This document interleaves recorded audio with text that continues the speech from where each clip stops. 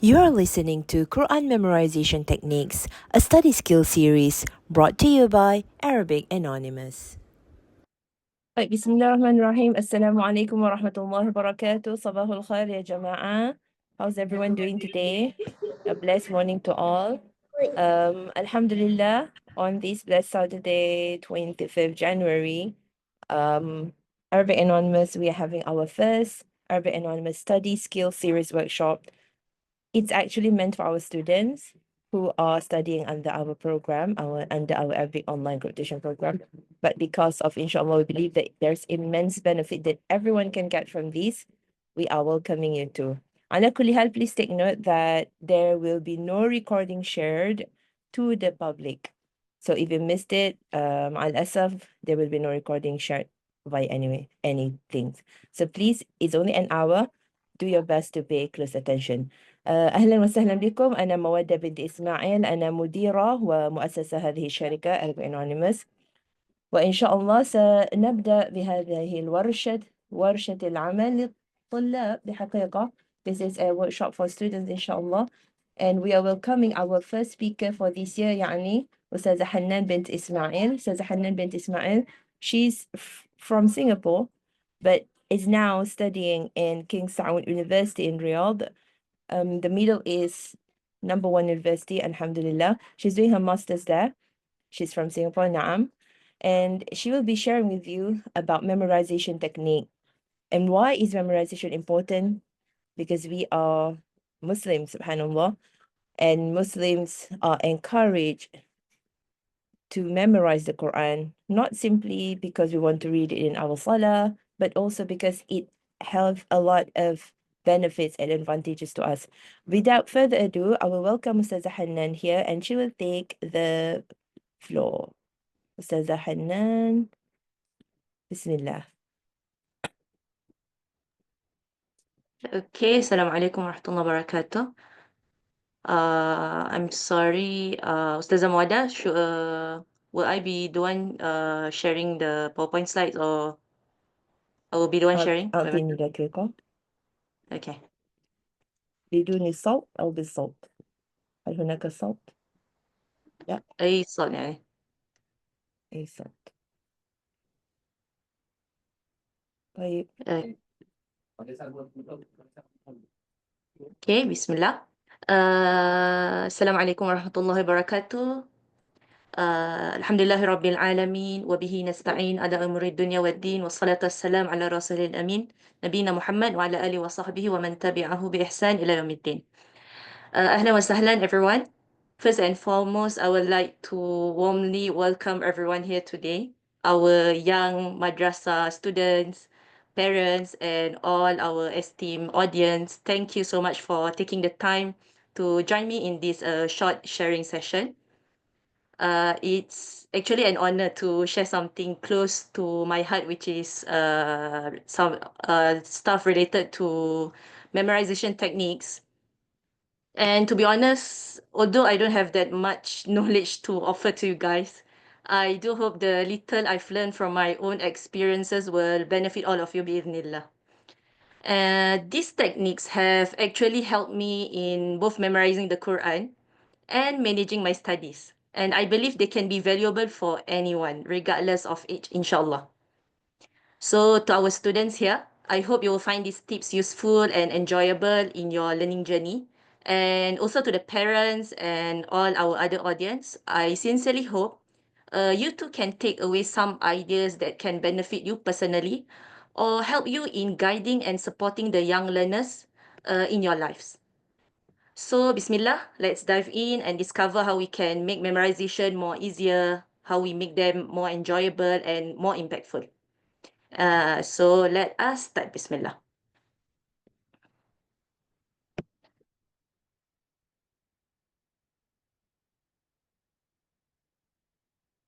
Okay, so today's session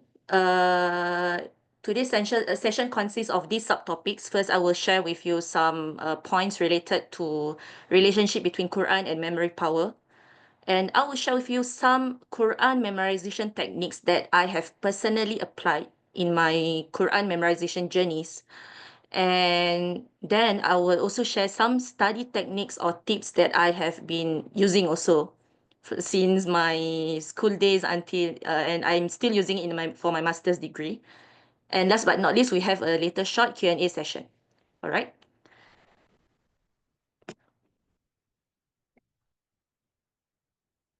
Bismillah. Okay, so for our first subtopic for today is some points related to relationship between Quran and memory power. So actually there are lots of points related to this subtopic, lots of them. Okay, and the ones that I've put here are actually the points that have the most impact to one's memory power. If you want to know more about them, you can actually do your own researches lah. Okay, you go to Google, look for researches related to Quran and memory power, and boom, you will get lots of them on the internet, and do some reading lah related to it. All right, so here I will share with you the first point, which is Quran improve one's capacity to memorize. So what do I mean by Quran improve one's capacity to memorize? How? So you memorizing the Quran is like you give your brain a workout, you know. Just like for example, right, when you exercise your body, the more you exercise your body, the more it strengthens your muscles. So regularly committing verses of the Quran to memory also strengthens your brain's ability to retain information, just like what happened to your body when you do a lot of workout to your body. So the more workout you do, the more muscles you get. Same like your memory and the Quran. So the more you memorize the Quran, the more it strengthens your brain's capability to retain information. This is because the repetitive process of recalling and revising verses improve your brain's capacity to store and retrieve information efficiently. So especially for students, for students, this skill can be used in your studies also. It can be used to help yourself memorize lesson, memorize formulas, and even in memorizing long passages with greater ease. Okay, so the more you train your brain through Quran memorization, the more prepared your brain become to handle other memory tasks in daily life. Okay, especially related to your studies. So this is point number one. Point number two. Uh, Quran improve one's mental health, which has a big impact on memory power. Because when one's mental health is very good, it strengthen your memory power actually. Okay, and this can be proven about Quran's impact on mental health can be proven from researchers related to it. So if you go through all these research papers, you can see like that Quran has been proven to reduce stress and anxiety. Okay, so when your mental health is in good condition, of course your memory power improve naturally, and all those stress and negative emotions often weaken your ability to focus and recall information. But when you engage with the Quran, it calms the mind and create a sense of inner peace. That's why when you have good mental health through Quran, you also have good memory power. And also if you go through researches, depression, anxiety, all this weaken memory power. The opposite lah. Point number three is that Quran increase one's concentration and focus when performing something that requires focus. Like for example, when you want to revise your lessons, okay? Because why? Memorizing the Quran requires a high level of focus and discipline. Over time, this practice trains your mind to stay focused for longer periods. This enhanced concentration doesn't just help with Quran memorization actually. It carries over to other areas of life, like revising your lessons, solving complex problems, or even focusing on daily tasks. So think of this as a skill you develop through consistent practice. By learning to block out distractions and immerse yourself in the words of the Quran, you actually build the mental endurance needed to stay focused on tasks that required full attention. Okay, so these are three very impactful points related to relationship between Quran and memory power, and that's why you need to start training your brain by through Quran memorization. Let's move on to the next subtopic, which is on Quran memorization techniques. Okay, if you go through Google, right, you search in Google lah. Wait, I'm sorry, like I heard some sound of WhatsApp. It's kind of like a bit distracting. I'm sorry. Uh, if you search through Google, there are actually lots of Quran memorization techniques that you can find there. So the ones that I put on these slides are the ones that I have personally used and applied on my Quran memorization journey. Okay, and I hope that this will help you also lah. No, can we go back? Yeah. So the first point in this technique is use one Quran for your memorization journey. And this point, specifically this point, I always emphasize to anyone who wants to start memorizing the Quran. Okay, so why exactly do we need to use one Quran? Why do you think so? Okay, because when you use one Quran, you get yourself familiarized, you familiarize yourself with that Quran, you know.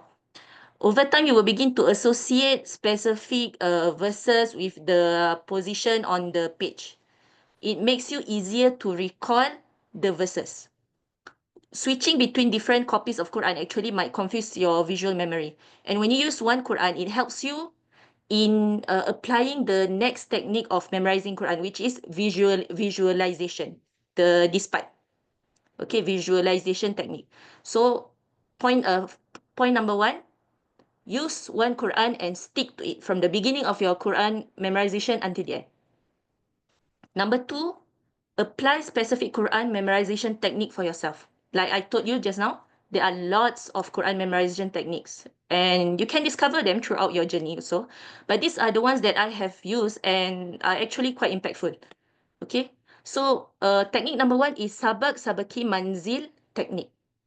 Just for your info lah, it sounds like Arabic, right? Sabak sabaki manzil, but it's not Arabic at all. It doesn't come from Arabic language. It's actually from Urdu, which is one of the language that is being used in India. So sabak sabaki manzil. What is sabak? Sabak is to memorize new verses. Sabaki is you review what you have memorized in sabak. And manzil, you revise everything that you have memorized so far to keep it fresh in your mind. So I've actually included a very detailed schematic uh, in the slide after this slide. So you can check it out later. All right. Second technique that I have used for myself is dividing each juzu into quarters. That's a typo here, not the quarters, into quarters. I'm sorry. So if you open the Quran, you go to any juzu in the Quran, any juzu. Majority of the juzu consists of 20 pages. Majority of the juzu, without fail. So you can divide it into quarters. Okay, so 20 divided by 5, 20 divided by 4 is 5 pages, right? 5, 5, 5, 5. All right. So how do you apply this technique? When you memorize, for example, the first 10 verses of Al-Baqarah, and you memorize until the end of these first 5 pages. Do not proceed to the next, to page number 6. Don't proceed to page number 6 until you are certain that these 5 pages, your memorization on these 5 pages are fluent enough. All right. So instead of proceeding to page number 6, you keep on revising and revising these 5 pages until it sticks to your memory. Then you proceed to page number 6. This technique is actually helpful also in using the visualization technique. It helps a lot. Okay, because once you know which quarter of the juzu the verses are located at, you are able to visualize it. So when you close your eyes, you imagine the pages of the Quran in front of you. Okay, for example, verse number 5 of Al-Baqarah is located at the second page of the first quarter of juzu number 1. And slowly, when you are able to remember the position of these verses, you will also remember, you are also able to know the number of the verse itself. All right. So try and divide this juzu into quarters. Try and do so. The next one is visualization technique, which is you visualize the pages of the Quran in front of you. And by using point number 1, which is using one Quran, and dividing each juzu into quarters, you can proceed to visualization technique easily. And then the last one is understanding the meaning of the verses, which is actually a high level technique, because if you are someone who have no background in Arabic language, it can be quite difficult. So yeah, if you are a beginner in Quran memorization, use the first few techniques for yourself. Because understanding the meaning of the verses is actually quite hard. If you have zero background in Arabic lah. But if you do have, it helps a lot. It helps a lot in linking the meaning of the verses with what you are memorizing. Okay, so these are some of the techniques that I have used and are actually impactful, alhamdulillah. Okay, and I hope you can use it for yourself also. Next subtopic, the last subtopic. Oh, okay, I'm sorry. This is the schematic for the Sabak Sabaki Manzil method. So if you want to take a picture, you want to read it later on, you can do so. Okay, you are allowed to take the pictures lah. Take pictures on this, and then later you can refer back if you want to try and apply it in your Quran memorization journey. Okay, take a picture in 10, 9, 8, 7, 6, 5, 4, 3, 2, 1. Okay.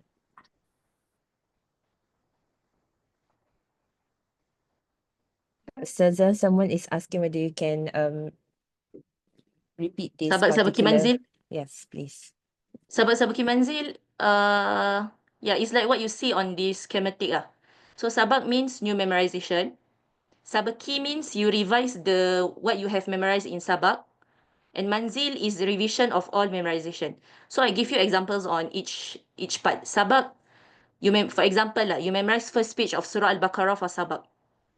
For Sabaki, you need to revise what you memorize on Sabak. Okay, which is first page of Al-Baqarah for Sabaki. And then for Manzil, for example, you already have old memorization of Juz Amma. So you revise on Juz Amma lah. And how do you do the revision?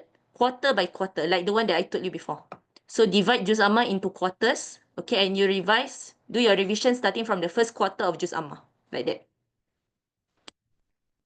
Okay? Yeah, actually the next slide also have a detailed example, I think, if I'm not wrong. Yeah. This is actually an example using Sabak Sabaki Manzil and then applying it in your memorization tracker. Okay, you can also take a picture lah for your own reference later on.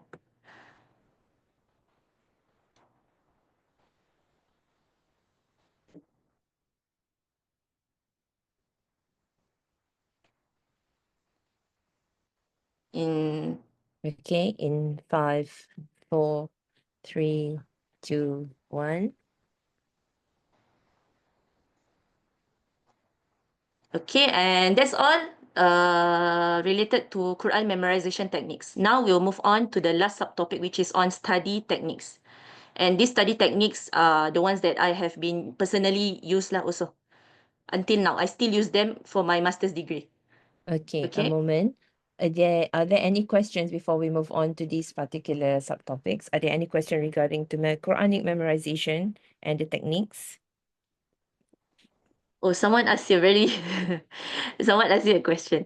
But if dah koyak rabak, can we get a new one but exactly the same mushaf?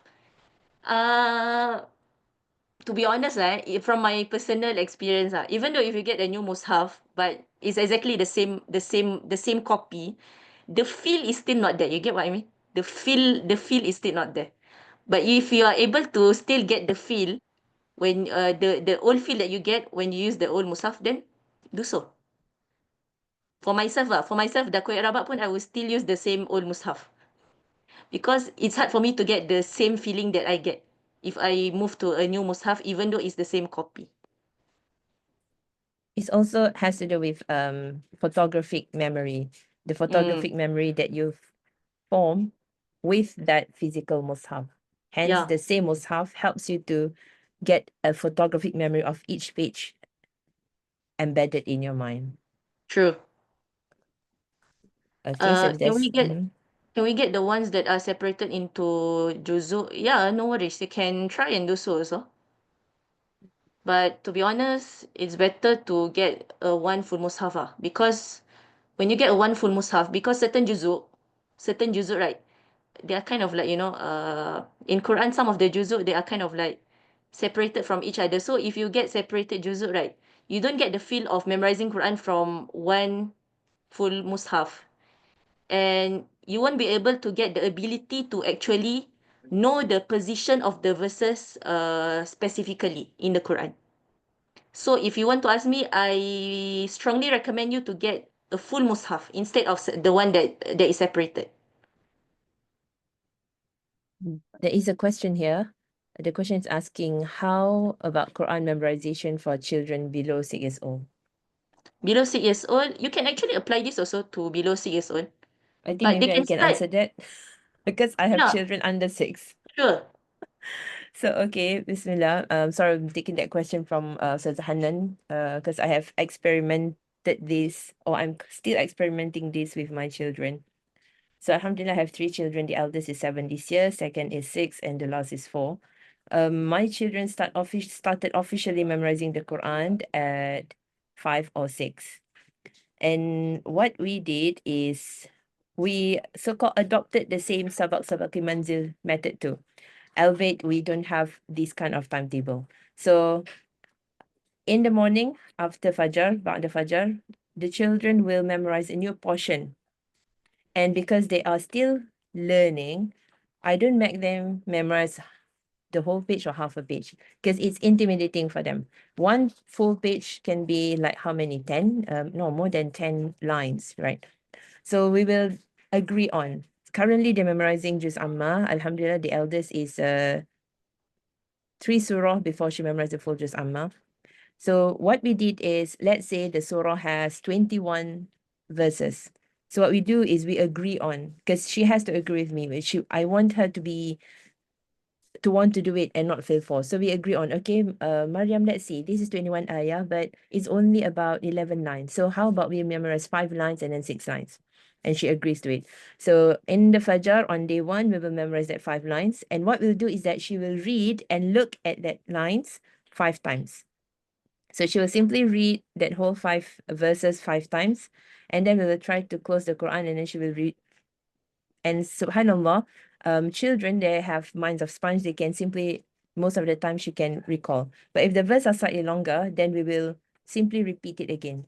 She will always look at the beginning and then we will repeat. So it's very direct process with the children. Is that how you memorize too, Ustazah Hannan?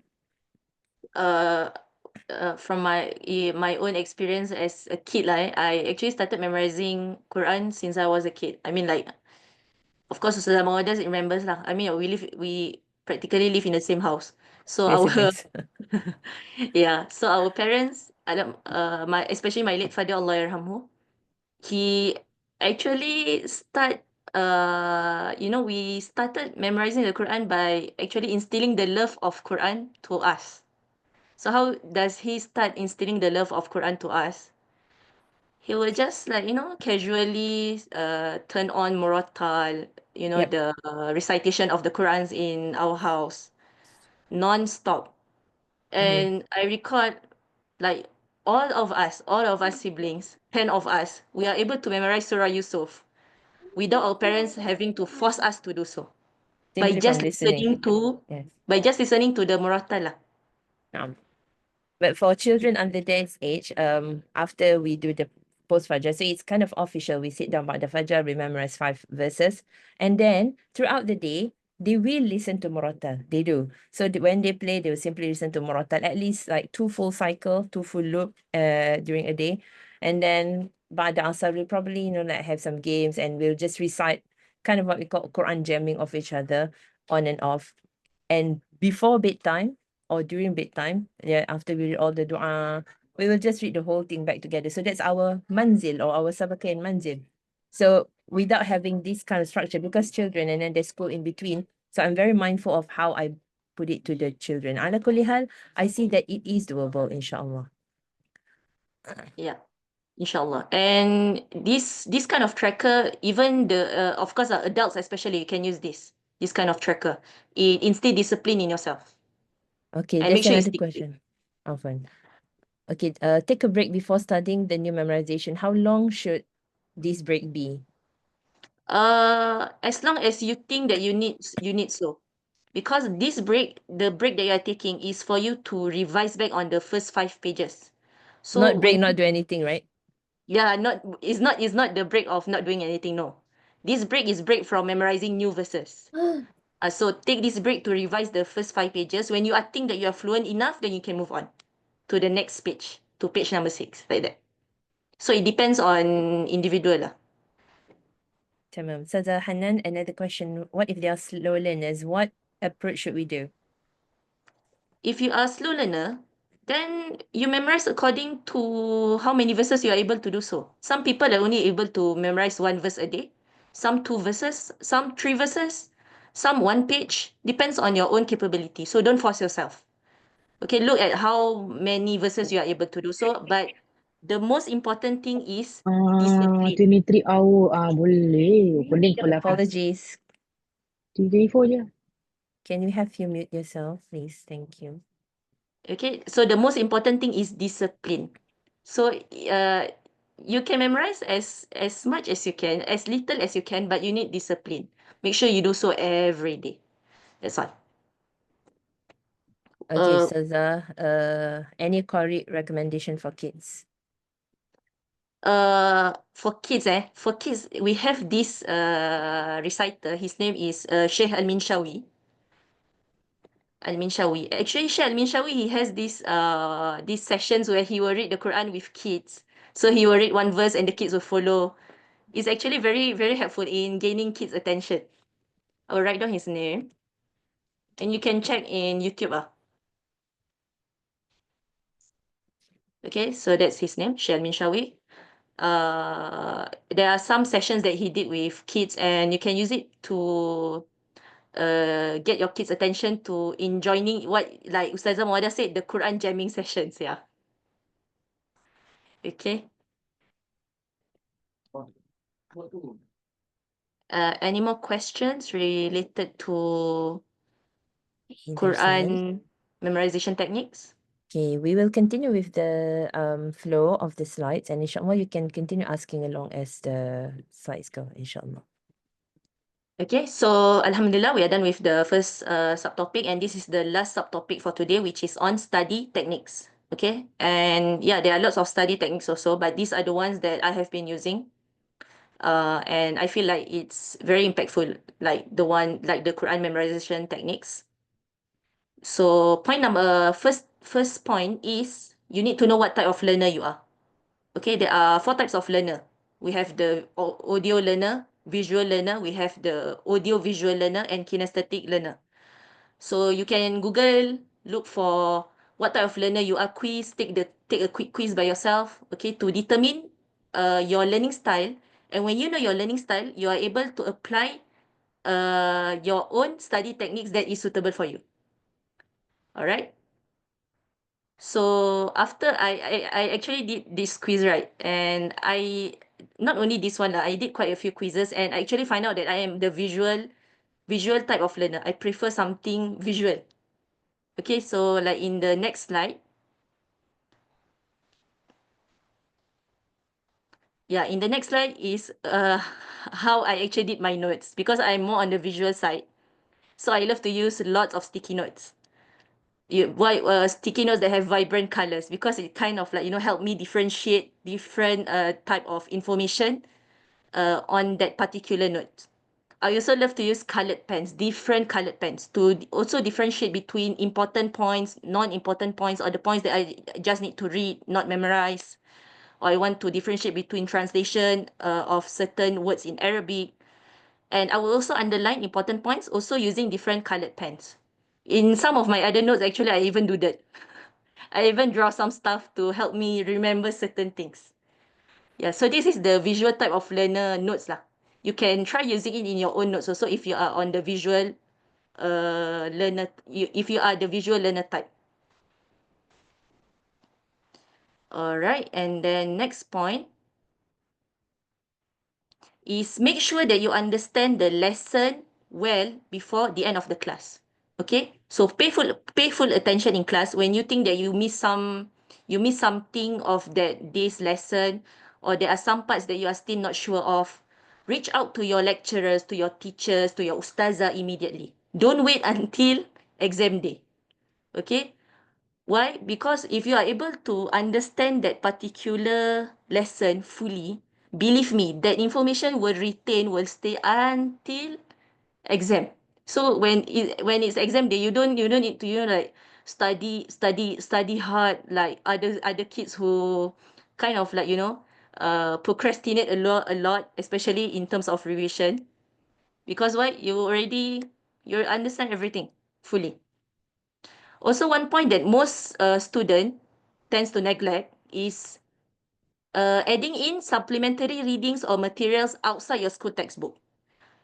Let me tell you that school textbook are actually limited in information. So you need, as a learner, as a talabul ilm especially, you need to have a great thirst of knowledge. Make sure you reach out to other books outside your school textbook. Okay? Reach out to others, reach out to books related to the subjects that you are studying. For example, like Arabic. You're studying Arabic language, right? In your madrasah, correct or not? Reach out to assessment books outside your school textbook. Like for example, Arabic Anonymous assessment books. Okay, Arabic Anonymous have lots of assessment books related to Arabic language, which will help you in increasing your own knowledge in this particular language, and it will help you in your exams later on. All right, so get yourself extra readings outside your textbook, or listen to podcasts, watch videos related to whatever you are studying. Okay, just make sure you don't stick to your school textbook, because school textbook, let me tell you one more time, is very limited in knowledge and information. Okay, next point is it point number 3? Yeah. Point number 3, take breaks in between. Your body is a machine that needs rest to function well. Okay, for example, I use vacuum, right? Use vacuum from 8 a.m. You use all the way until 8 p.m. You think your vacuum can last long or not? Of course cannot. It will break down easily, believe me. So same goes to your body. You don't take break, your body will break down easily also. You will get sick easily. You won't be able to study efficiently. So make sure you take break in between. You study for 2 hours. After 2 hours, take a break. Go out from your room, just walk around, or go down to the park in front of your house, walk around the playground, take in some fresh air, or play sports. Okay, even though sports is physically tiring, but it gives you inner comfort. Okay, just take break from your books, but make sure you take breaks between your study session. The amount of time that you spend for your breaks is not longer than your study session. So you spend 2 hours in studying, and then 5 hours for your break time. This one not break anymore. This one is you are just trying to run away from your study session. Okay, so this is not break. So make sure it's balanced lah. Okay. Next point. Next point is make sure that the environment for your study session is convenient for them. Okay, make sure your room is tidy, is convenient enough for you to study. But sometimes, even your room is not convenient. Why? Because you see your bed is more attractive than your books. Correct? It's like your pillows are calling you out. Come on, get some sleep. Leave your books for a while. So when you feel like you are not productive enough in your room, even though it's clean, okay, it's like in a very convenient state. It's a good state. It's actually a good state for you to study, but you feel like you are not productive enough because of all these distractions, then change place. Go to a place where you see everyone study, and it kind of like motivate you to do so. For example, go to a library. Okay, you see everyone opening their books, right? It makes you feel motivated actually to study also. All right, so change place dah. Change place if you feel like the place that you are using to study is not convenient or efficient enough. Next point number 5. Make summaries of your subjects months or at least weeks before your exams. And one more time, I want to tell you, do not procrastinate. Procrastination is one of the most fatal what? Fatal illness of any learner. Okay, procrastination. So there are a lot of learners, a lot of students, they will start studying one night before exam. Let me tell you, one night before exam is impossible. Even though you are able to memorize everything, you are only memorizing it for exam only. So after exam, you throw everything away into the sea. Okay?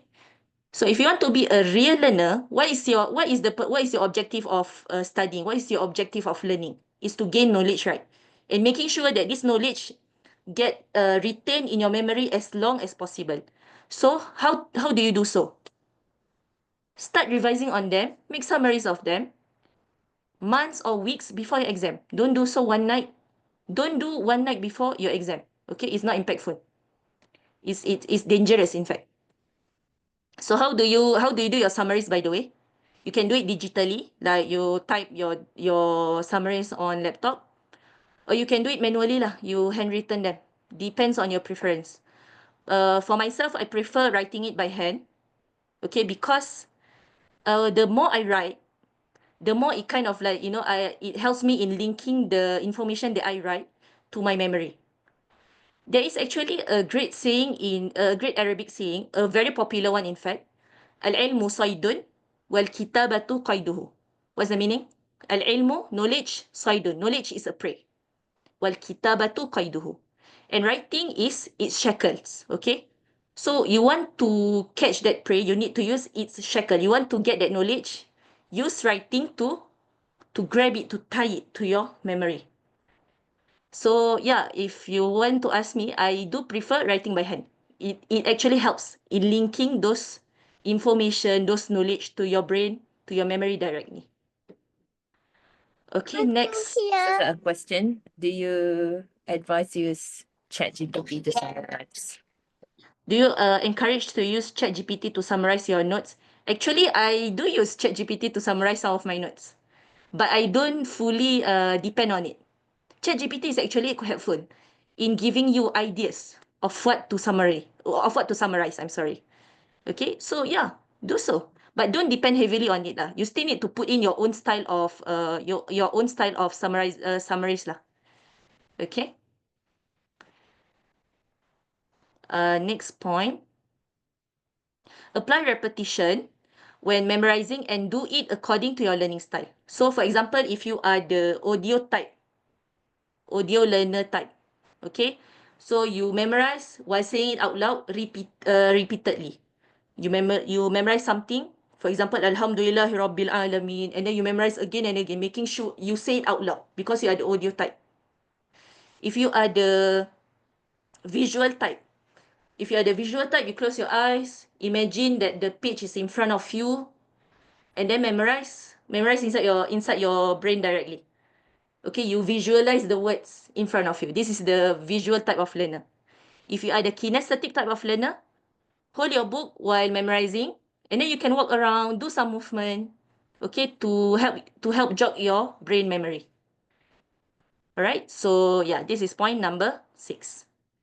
And we move on to the last point, last but the most important point, which is the importance of dua and complete submission to Allah. Why?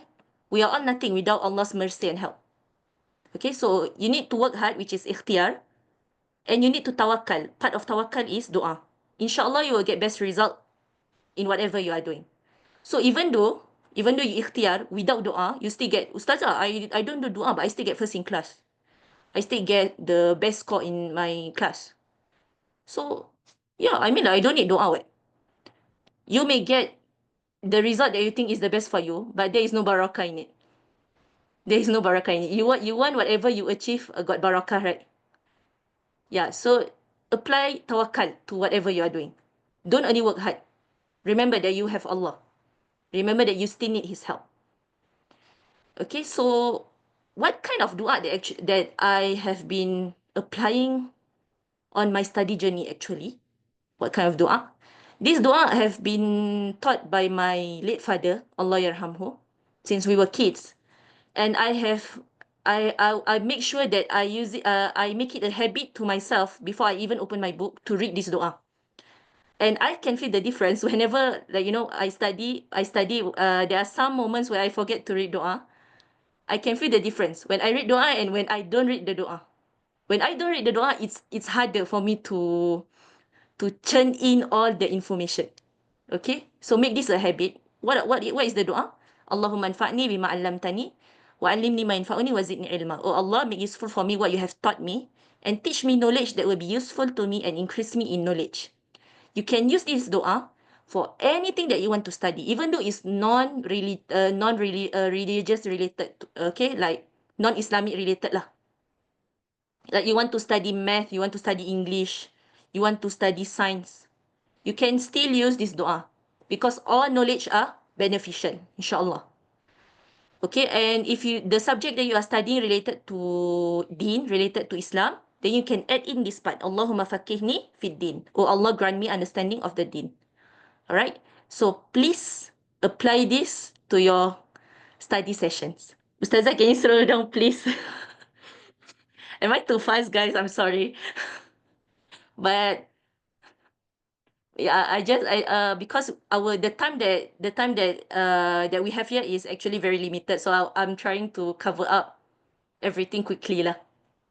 Okay, you can take pictures of the slides. You're allowed to do so. Okay, and the dua also, if you want to take picture of it, please feel free to do so. And I think this is the last slide, right, Ustazah Mawada? Yes, نعم. Okay. نحن في هذه الصوم. مع الأسف أستاذة حنان, she has another thing to attend to right after this, so yep.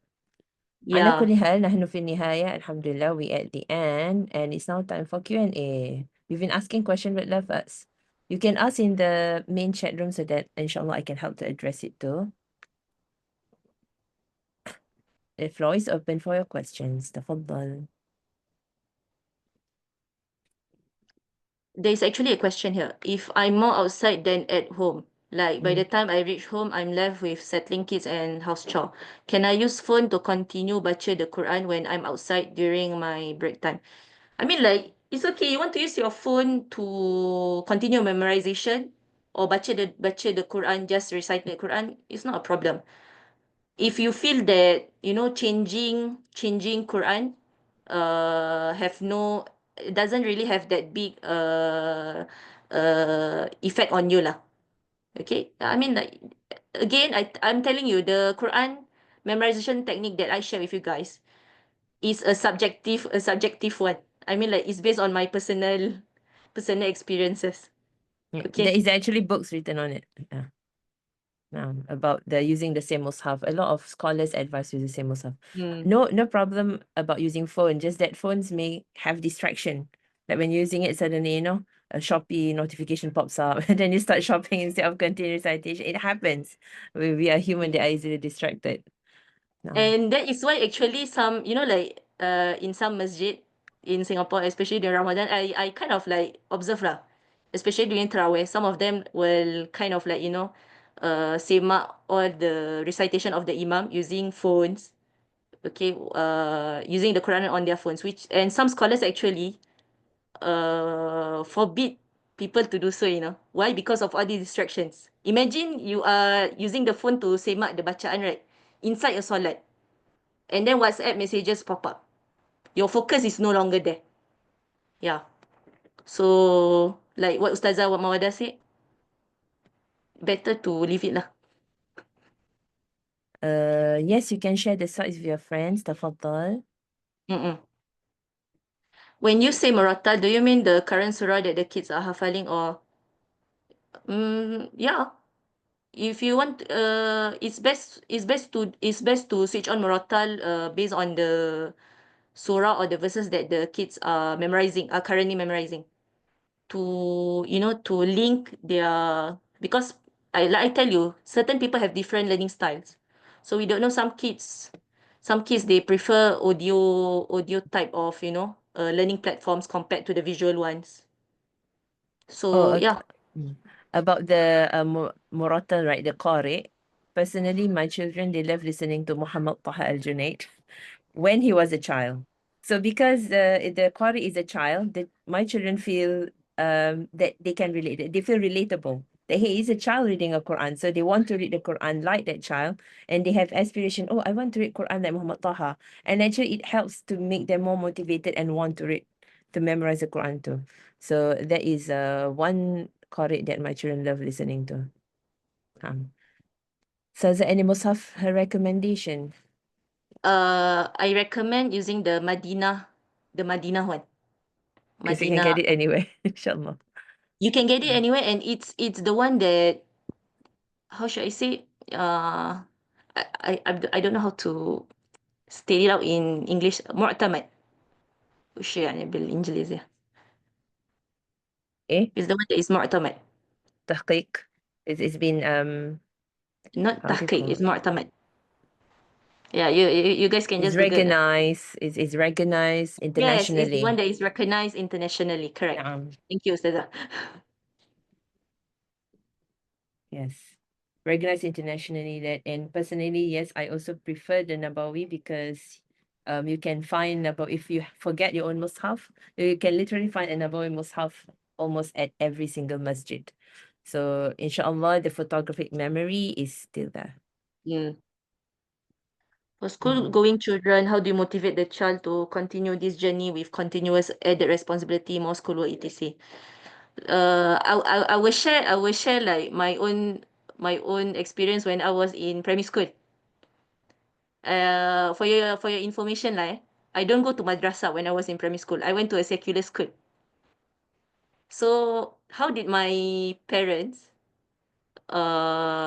make sure that we still have our memorization even though we have our own schoolwork? Okay, we went to a secular school, so we have all those schoolworks also. He make those daily Quran, halaqah Quran in our house after Maghrib, right? Especially after Maghrib, if I'm not wrong, after Maghrib and after Asar. So after Asar, he will gather us, especially the younger ones lah. The younger ones, he will gather us, and then he will. I recall we memorized one of the surah in Juzuk 29. He will read out the verses one by one, and we will follow after him. We will repeat after him. For example, like لا أقسم بيوم القيامة, and then we will repeat after him. لا أقسم بيوم القيامة, until the end. And here, my mom and my older sisters plays a big part also in motivating us to memorize. So my mom and my older sister, they will be the one providing us with evening snacks to motivate us lah. Like kids when they get snacks, study, they get more motivated to study. So that's what Yes. happened to us. So while Hannan is memorizing the Quran, I have to fry bananas in the kitchen. Yeah, so that's basically what happened. And I'm telling you, I still remember those memories vividly, and it's actually it's a precious memory to me lah. So if you do that to your kids also, I believe that as they grow up, they will have those moments as one of their precious memories also that they have with you. So meaning there's 2 points here, yani awalan, it has to be modeled, that the parents have to be involved in the child's Quran memorization journey. You model it, you are a part of it, you make that activity of Quranic reading an interesting one, something to look forward to, with things that they like instead of something that they hate. So the snacks is a very good point, because children love snack. I mean, who doesn't love to eat, right? Okay, for the size of the Mus'haf, what size do you recommend for kids as well as for adults? Adults, you can use the medium size one, because usually adults have problems with eyesight. A5. Yeah. Yeah, not A5, even A5, sorry. A5 Yeah, is A5, A5. correct. You can use the A5 one. For kids also, some kids they like, I'm telling you, some kids actually prefer not the A5, I think A4. Some kids A4 prefer the bigger. A4 one. Yes, my The children use bigger one. A4. I mean, like, Ustazah Mauda, your daughter Mariam, Mm. when She she is visit, A4. yeah, Yes. she use A4. She prefers A4. This was my observation when I started the Quran with Maryam, is that when she was using the small Quran, I realized she's having difficulty. And the difficulty, when I observed, it wasn't because she wasn't able to read, because she wasn't able to connect words, it's because the font were too small.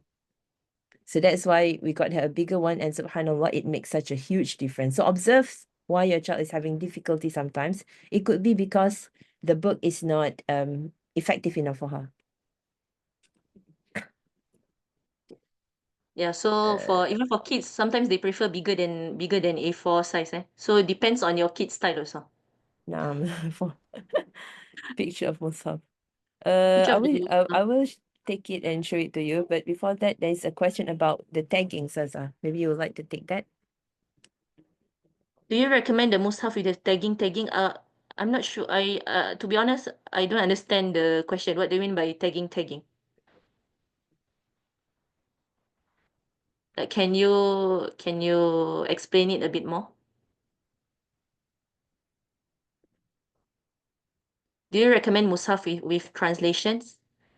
Uh, Mus'haf with translations, to be honest.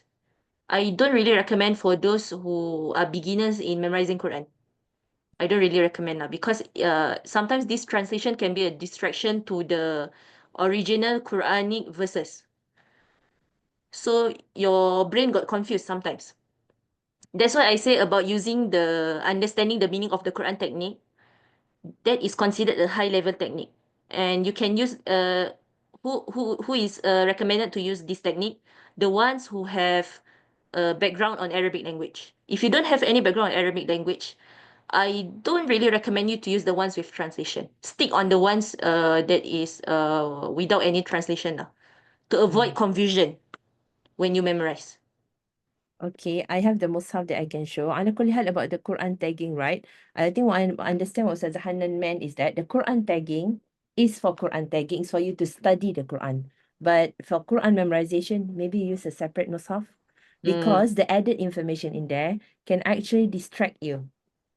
You are doing two different things. One, you are doing tadabbur, one you are doing tahfiz. Tahfiz and tadabbur are two different things. So that's why. Anyway, I will show you how the Quran looks like, the size wise. Yani hinak. This is the one I'm using. This is the normally you can find this fi Makkah Madian. This is my children. So you see the difference?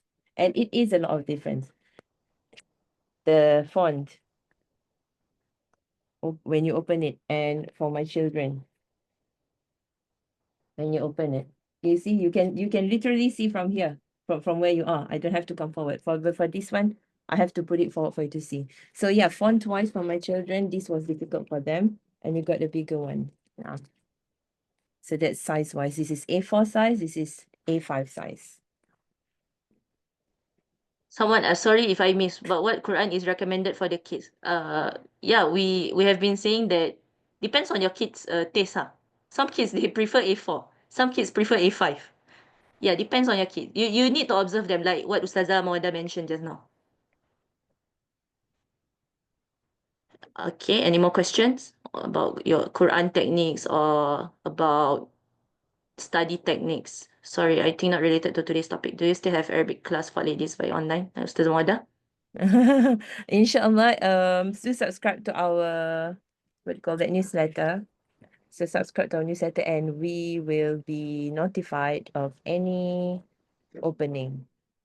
Okay, a moment. For non-Arabic native speakers, is it still better to use Quran with no translations? Yeah, it's better to use Quran with no translation actually for non-Arabic native speakers. Because if you use the one with translation, okay, if you use the one with translation, it will confuse you when you want to start memorizing. Unless you want to use the Quran for tadabbur. Okay? So using the last technique, the one that I shared in the slides just now, understanding the meaning of the Quran technique, is best for someone to use that technique if that person already has a background in Arabic language. If you don't, stick to the ones without translation. Okay, to subscribe to our newsletter, I am including the link here. Yes, you will get a freebie when you will subscribe. So mushaf without the meaning of the verse, good for memorization, or do we do memorization first or learning the meaning of the verse? Don't know if it's a right question to ask.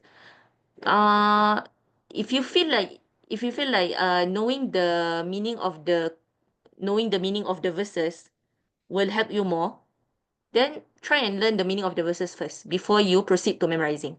But if you feel like you are able to memorize without understanding, and that is totally okay, okay guys. That is totally okay. Memorizing without understanding is totally okay, especially for Quran. Okay, because there are still lots. I mean, like people start with knowing nothing. All right, so don't feel like Ustazah, it's Discourage, yeah. don't feel discouraged. Or no, you feel like it's something wrong. You know, you feel like it's wrong for me to memorize without understanding the meaning. No, it's not. Everyone starts with 0. Okay, so either or lah, you choose to learn the meaning of the verses first, or you want to proceed with memorizing first. Either or is okay. Yeah. ولقد يسرنا القرآن للذكر فهل من مدكر.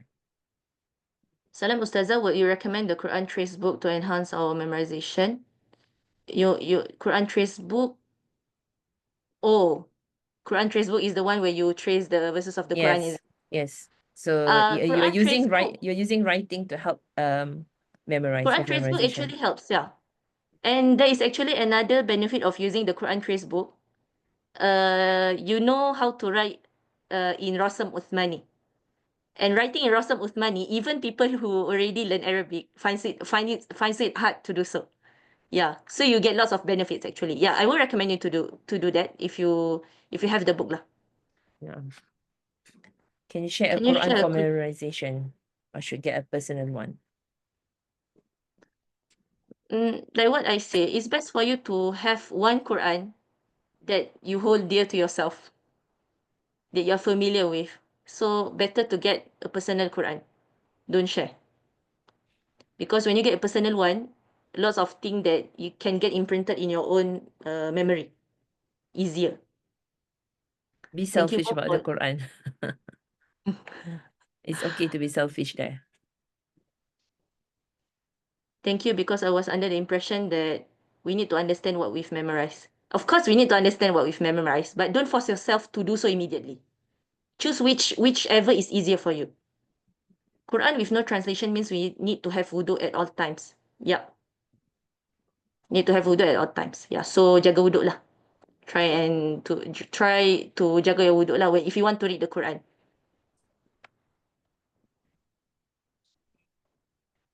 Any more Okay. questions related to today's sharing session? We are left with 2 minutes. أمامنا دقيقتان. The children here, are you able to understand and follow along? Yeah? Yes. You think you can start implementing it immediately? It's relevant to you, inshallah, okay? Right, kids? So you know now. Naam, you know now that you have to memorize the Quran. And yes, your school requires you to memorize the Quran. Even if your school doesn't require you to, do memorize the Quran because it's very helpful to you. It brings you closer to Allah subhanahu wa ta'ala. You know, when you are on your free time and you start, instead of starting singing some random song, when you just memorizing, you simply utter words of Allah, it becomes a reward. So make every point of your life, everything that comes out of your mouth, a reward, inshallah. Not all of us are rich and we can donate thousands of dollars, but donate to your Jannah bank account by memorizing words of Allah, inshallah. Okay, so take that as your way to attain Allah's love. Subhanahu. Okay, Alhamdulillah, نحن في نهاية الحصة. We're now towards the end of the session. Jazakallah khaira jazak for your participation, everyone. Inshallah. Ustazah. Yes. Jazakillah Ustazah. نعم وأنت من أهل الجزاء وإياك عزيزتي. Okay, جزاكم الله خيرا again everybody for your حسن انضمامكم ومشاركتكم معنا. Inshallah, in February, there will be another session and that will be about time management for طلاب العلم in preparation for Ramadan. Since Ramadan is coming in March and Ramadan can be quite challenging for students. You have to wake up you have to wake up earlier than usual for your sahur, and then you have to sleep later for Tarawih. It can be challenging. So we will talk about time management inshallah in the month of February. Do follow along because I'll be sharing the registration link pretty soon. And remember, inshallah, may everyone, all of us benefit from this sharing and encourage us to keep learning the Quran and keep memorizing Allah's word. سبحانك اللهم وبحمدك أشهد أن لا إله إلا أنت أستغفرك وأتوب إليك وصلى الله على نبينا محمد وعلى آله وصحبه وسلم الحمد لله رب العالمين السلام عليكم ورحمة الله وبركاته مع السلامة. There's one Assalam. question. Child learning Iqra and thus can't read Quran. How about them? Can the Mus'haf have Rumi? Ustazah Hannan needs to go, so I will take that question. Shukran, Ustazah Hannan. Okay. نعم. Okay. Sama مع everyone. السلامة Ustazah Hannan. For a child Assalamualaikum. who's وعليكم السلام ورحمة الله. For a child who's learning the Quran, and I do not recommend using transliteration in all honesty because there is no exact equivalent of the Arabic word using English. There's no exact equivalent. مثلا the حرف الثاء. There is no English equivalent to describe ثاء. The makhraj of Arabic letters and phonics are different. So hence, transliteration is not recommended. And people fight about which transliteration is correct. How about just using the Arabic word? That's easier. The transliteration may help you in the beginning, but it's always best to learn directly from the Arabic words itself, inshallah. Okay, inshallah. See you everybody. And thank you for joining us today. مع السلامة. Assalamu alaikum wa rahmatullahi wa barakatuh. Salam, Ustazah.